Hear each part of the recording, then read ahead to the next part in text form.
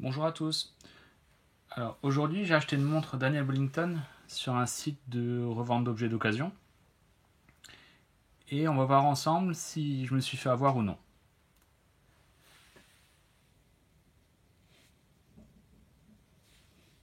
Alors comme vous voyez c'est une montre pour femme, bracelet cuir de la marque Daniel Wellington.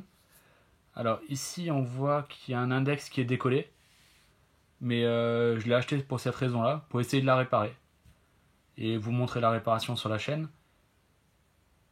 Mais en recevant la montre, je me suis aperçu que c'était une contrefaçon.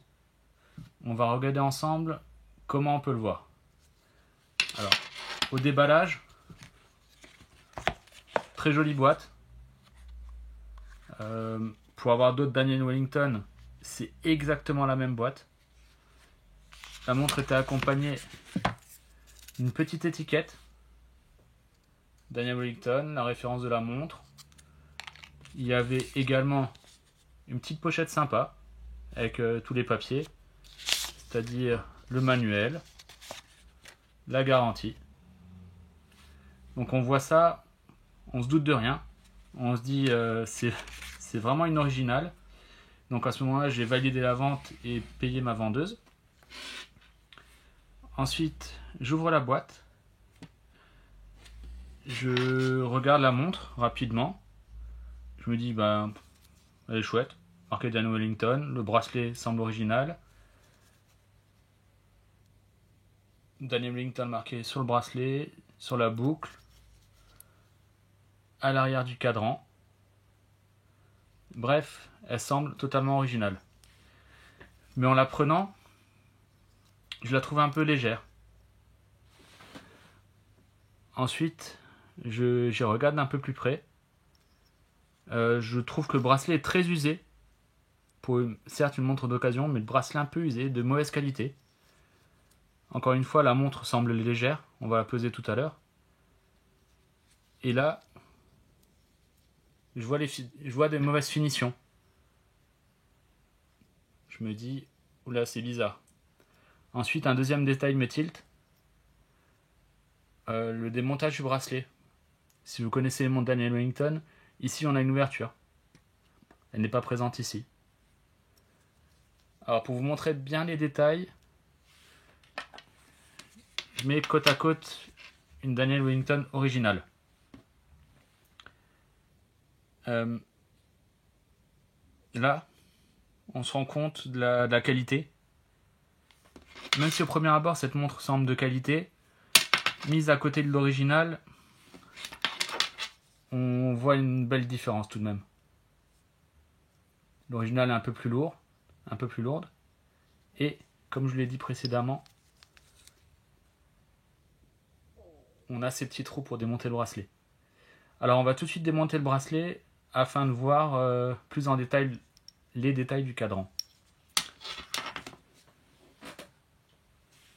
Alors le plus fou, c'est que dans la pochette, il y avait ce petit outil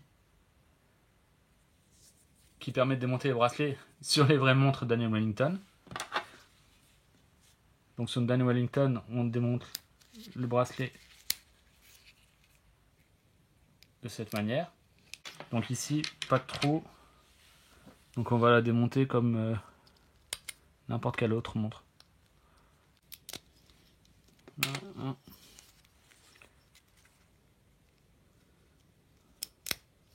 2. Voilà les deux montres. Je vais un peu rapprocher la caméra. Alors comme je vous disais,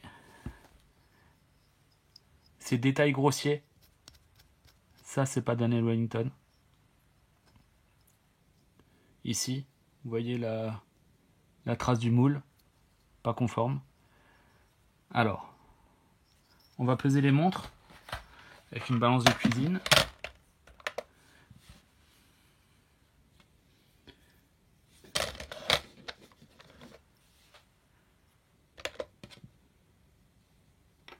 Donc en premier, la montre originale, 21 grammes. Maintenant, la copie, 14 grammes. Donc ça fait 30% de moins. C'est énorme. Donc ce n'était pas une impression. La contrefaçon est vraiment très légère. Ça se ressent au toucher. Alors, dernière chose, avant le récapitulatif.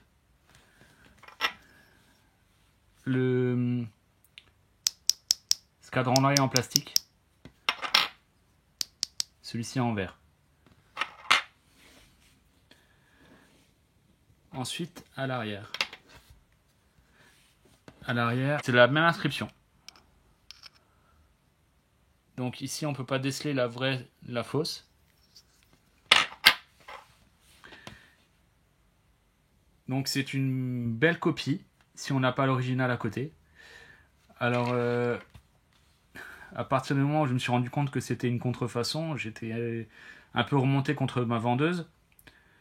Faut savoir que j'ai payé cette montre vraiment pas cher dans l'idée d'essayer de la réparer. Donc on ne parle pas de gros sous.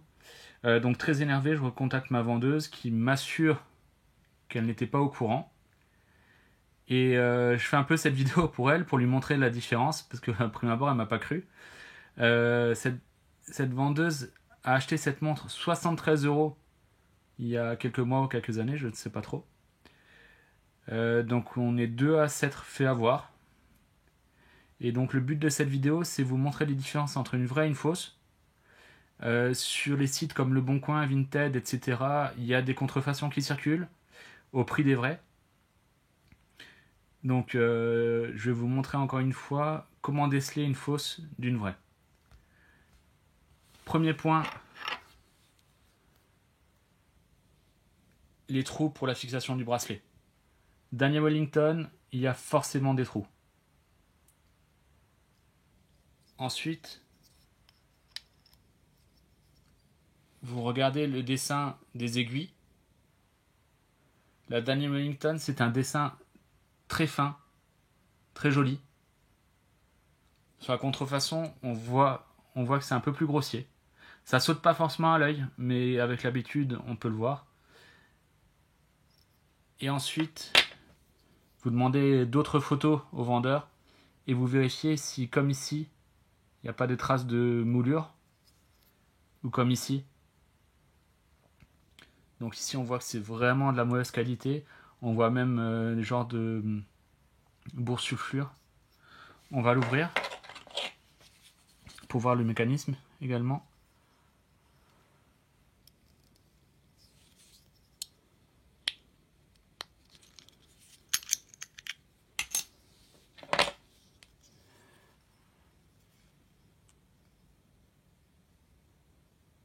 Donc là, rien de bien spécial.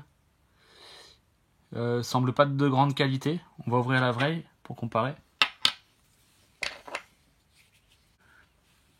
Donc on ouvre l'authentique.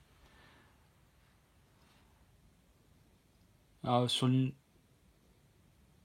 mécanisme, on peut voir qu'il y a un numéro de série, ou tout du moins une inscription. Donc il y a marqué Super GL20 Made in Japan. Sur la copie, il n'y a rien du tout. Sur l'original, le mécanisme est doré. Sur la copie, c'est du plastique. Plastique noir et un peu de ferraille, mais même pas le copie. Donc voilà les amis, maintenant vous savez comment ne pas vous faire avoir et déceler les contrefaçons de Daniel Wellington sur les sites de vente d'occasion.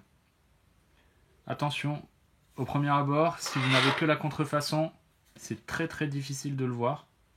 Mais encore une fois, avec les quelques trucs que je vous ai donnés, vous devriez ne pas vous faire avoir. Cette montre va finir à la poubelle. Et la prochaine fois, je vais essayer de suivre mes conseils, vérifier les photos sur le site et commander une originale. Merci de m'avoir suivi. Si cette vidéo vous a été utile, qu'elle vous a plu, un petit pouce bleu. Si vous voulez voir d'autres vidéos dans lesquelles je répare des montres et d'autres choses à la maison, abonnez-vous. À très bientôt.